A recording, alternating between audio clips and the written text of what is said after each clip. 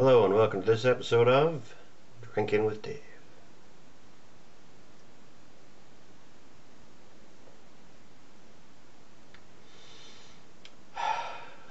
Now, on this episode of Drinking with Dave, we are drinking a Cooper's English Bitter. This is Eamon's Christmas beer. He has named it Aunt Betty's British Bitter. And I'll give you the particulars of the beer. The date of brewing was the 9th of September this year. Volume of water was 23.5 litres. We thought, you lose a little bit with hydrometer testing and stuff like that, so we just put in an extra half a litre. We used spray malt light and 500 grams of that. The temperature of the wort was about 22 degrees. The date of bottling was the 18th of October. So about 9 days in the fermenter. First taste was 9th of November. Original gravity 1.043, final gravity 1.012. Very respectable levels, so that's 4.1 to 4.6% roughly. Let's taste it. So first off, the bottles are 500 milliliters, by the way, and this pint is a 568 milliliter pint glass, so that's why I wanted to put a big head on it, was to fill the glass. But it's 500 ml is close enough to a pint of beer. So when held up to light, the beer is an incredibly red color. I mean, it's a light red, pale red. All their other instances mostly brownish red. It's a little fuzzy at the minute because we didn't put this in demijohns or anything. We just put it in the bottles for a couple of weeks. I think it's been in the bottles now for a little over a month, probably about 6 weeks now. It's been in the bottles, so a very respectable time to be bottling with. The carbonation is great carbonation on this. So on the head's a big pillowy thing, and then head retention is great on this. You can see the retention there, the oiliness in it. The oiliness is what makes it stick to the side of the glass like that. The longer it sticks, the more oil's in it. So that's hops, you get the oil from the hops. Anyway, we'll do the smell test.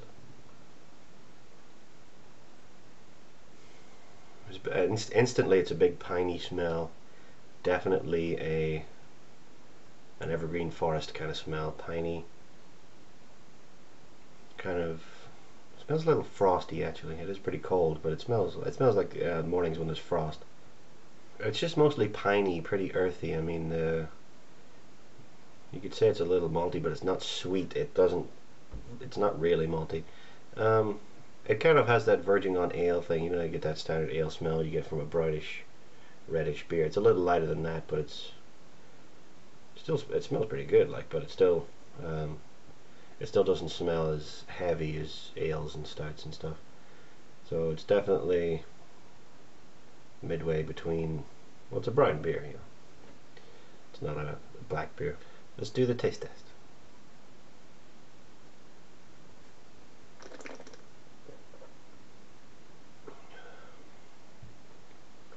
Instantly that piney thing carries over and you get a little bit of nuttiness as well.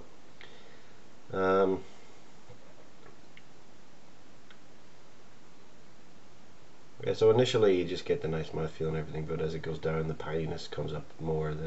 The hops are just kind of piney. That's what that is.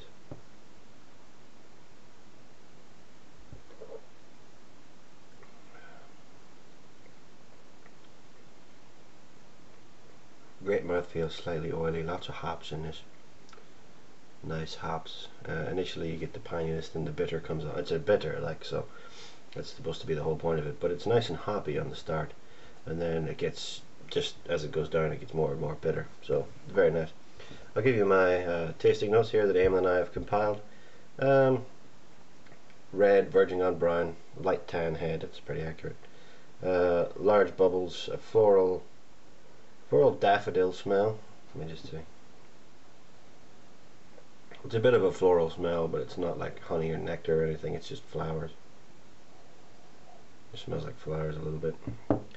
Traditional beer smell and taste. So yeah, when you get real ales or traditional bitters, that's what it tastes like. Can get a little buttery to smell, and it's true. It has a spring smell, like buttercups and butter and pine. It's a seasonal beer. It's definitely a seasonal tasting kind of thing. That may not make a lot of sense, but you kind of understand, You get the summer, you get your lagers. That's the season for that beer, so it tastes seasonal when you're drinking it in the season. But this also tastes correct for the season, I'll put it that way. So the piney taste carries over into the beer from the smell, which is very nice. It is bitter, but I've had other bitters and they are more bitter than this. So this doesn't seem to go for the big, huge, punchy bitter. You know the way you get a bitter sometimes, it's just like a sucking on a lemon. It's not like that kind of bitter, but it is bitter enough. It's a pleasant bitter. It's not an overpowering bitter. Has a light taste hop, and that I mean a kind of a floral, nice smell, pine. Not like a big bitter hop or anything, or an earthy hop. There's a little bit of earthy hop in there, but not much.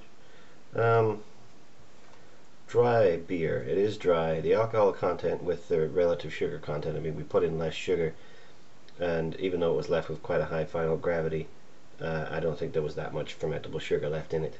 So it is dry, like dry wine. It's got a tangy, get a caramel taste.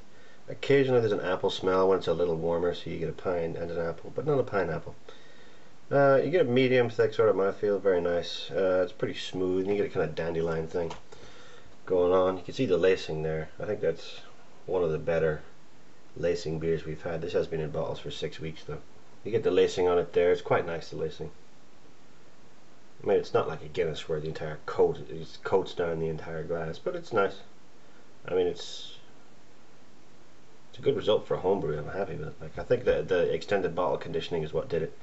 So we have 6 weeks in the bottles, but the other beers, the ale I tasted last week, the head retention wasn't as good as this, but it had only been in the bottles for a couple of, 2 or 3 weeks. So I think better carbonation and better head retention and stuff if longer bottling times. So while the demijohning will clear up your beer, and this is a little smoky, but it definitely looks great. I think longer bottle times for better head retention. So yeah, I think there's a zinginess to this with the piney hop, and then the bassier bitter. It definitely is a tangy, zesty kind of beer. It's not like lemon or anything, but it has that effect, I think, on you when you drink it. It has that kind of recoiling you do when you have lemon, or straight lemon. If anybody's ever done any tequila slammers, you know what I'm talking about. But you bite into a lemon and you get that pullback thing. I think it's a similar thing with this, even if it is a different flavor palette. It's a similar reaction. So a Cooper's English bitter with 500 grams of spray malt and 6 weeks or more of bottle conditioning will definitely leave you with a superior beer.